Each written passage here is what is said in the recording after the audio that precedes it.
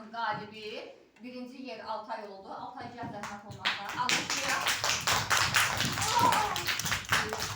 İkinci yer Aydın. Aydın gəl, alqışlayaq Aydın'ı. Aydın. Üçüncü yer Musa. Musa gəl.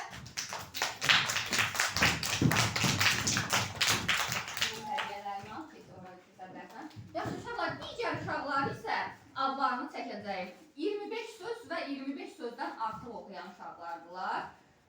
Ayla, gəlirsən lövhəyə, zəhmət olmasa. Alqışlayaq Aylanı. Tunar.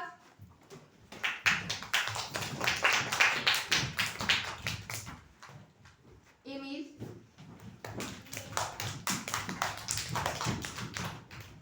Fatimə.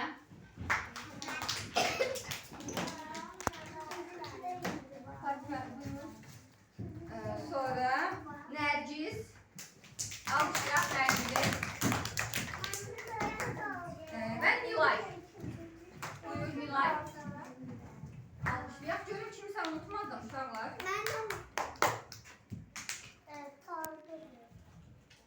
Hamısı Ayla, Tunar. Yo, Aylin qalıb. Aylin gəl sən də. Sən unutmuşsan. Buyur. Aylin. Yaxşı, bir də alqışlayaq hamısını uşaqları. Afərin sizə, afərin.